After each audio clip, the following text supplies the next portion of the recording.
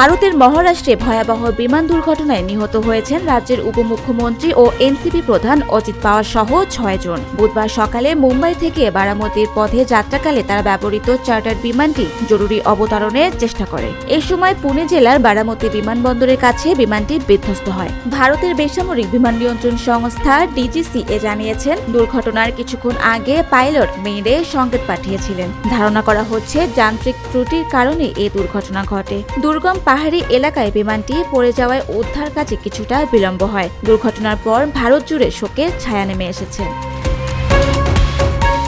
ইরানকে ঘিরে মধ্যপ্রাচ্যের চলমান উত্তেজনার দিকে সতর্ক দৃষ্টি রাখছে রাশিয়া ও চীন। সাম্প্রতিক সামরিক ও কূটনৈতিক পরিস্থিতি গভীরভাবে পর্যবেক্ষণ করছে দেশ দুইটি। মস্কো ও বেইজিং জানিয়েছেন, যে কোনো সংঘাত আঞ্চলিক স্থিতিশীলতার জন্য বড় হুমকি হয়ে উঠতে পারে। রাশিয়া বলছে, সমস্যার সমাধান না হওয়া পর্যন্ত কূটনৈতিক আলোচনা চালিয়ে যাওয়া উচিত। একই সুর শোনা যাচ্ছে চীনের কাছ থেকেও। বিশ্লেষকদের মতে, ইরান ইস্যুতে আমেরিকা ও পশ্চিমা দেশগুলোর ভূমিকার বিপরীতে রাশিয়া চীনের অবস্থান বৈশ্বিক রাজনীতিতে নতুন মাত্রা যোগ করছে।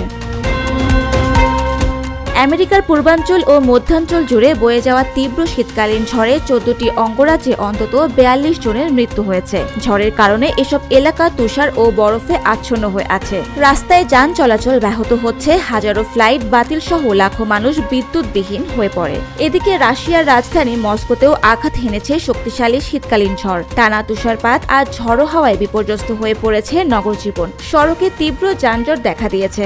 একাধিক ফ্লাইট বিলম্বিত ও বাতিল করা হয়েছে। যাত্রীদের দীর্ঘ সময় বিমানবন্দরে অপেক্ষা করতে হচ্ছে। পরিস্থিতি সামাল দিতে মস্কোর তুষারবৃত রাস্তাগুলো পরিষ্কার করতে নামানো হয়েছে গ্রেডার ও বরফ অপসারণকারী ভারী যন্ত্রপাতি।